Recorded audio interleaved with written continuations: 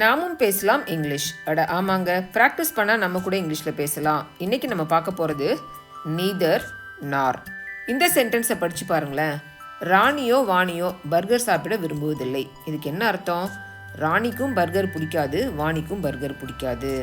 ராணியும் பர்கரை சாப்பிட மாட்டா, வாணியும் பர்கரை சாப்பிட மாட்டா அப்படின்னு நம்ம சொல்லுவோம்ல. இதை நம்ம இங்கிலீஷில் எப்படி சொல்லுவோம்? நானும் வரமாட்டேன், அவனும் வரமாட்டான் அப்படின்னு சொல்லுவோம்ல. அது எப்படி இங்கிலீஷில் நம்ம சொல்லலாம்? அதை தான் இன்னைக்கு நம்ம டீட்டெயிலாக பார்க்க போகிறோம். நீதர் நார் இந்த ரெண்டு வார்த்தையும் நம்ம பேசும்போது எந்த மாதிரி சூழ்நிலையில் பயன்படுத்தலாம்?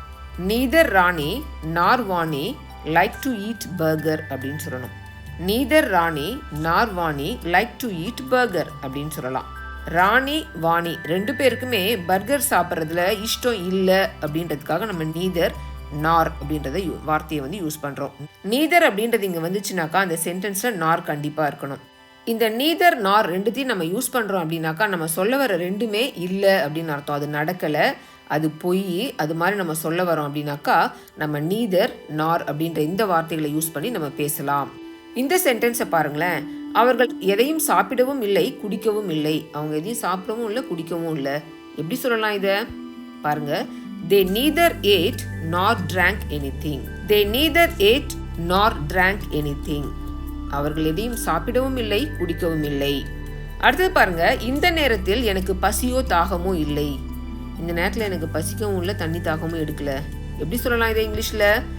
I am neither hungry nor thirsty at the moment. I am neither hungry nor thirsty at the moment.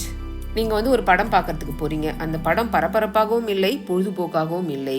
Waste அந்த படம் அப்படின்னு சொல்லுவோம்ல. படம் பரபரப்பாகவும் இல்லை, பொழுதுபோக்காகவும் இல்லை. இதை எப்படி இங்கிலீஷில் சொல்லலாம்? The film was neither exciting nor entertaining. The film was neither exciting nor entertaining. அடுத்த சென்டென்ஸ் பாருங்க. பூனையோ அல்லது நாய்களோ படுக்கையில் அனுமதிக்கப்படாது. ரூல்ஸ் போட்டிருப்பாங்க. பூனையோ அல்லது நாய்களோ படுக்கையில் அனுமதிக்கப்படாது. இதை எப்படி இங்கிலீஷில் சொல்லலாம்? Neither the cat nor the dogs are allowed on the coach. Neither the cat nor the dogs are allowed on the coach. கடைசி சென்டென்ஸ் பாருங்க. அவள் வதந்தியை உறுதிப்படுத்தவோ அல்லது மறுக்கவோ இல்லை.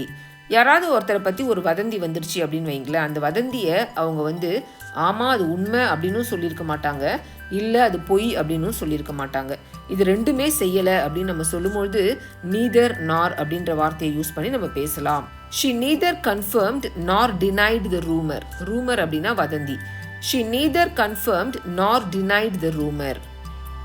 என்ன வியூவர்ஸ், இவ்வளோ நேரம் நம்ம நீதர் நார் இந்த ரெண்டு வார்த்தையை வச்சு எப்படி ரெண்டுமே உண்மை இல்லை, ரெண்டுமே நடக்கலை அப்படின்றத சொல்லணும் அப்படின்னாக்கா பேசலாம் அப்படின்றத பார்த்தோம்.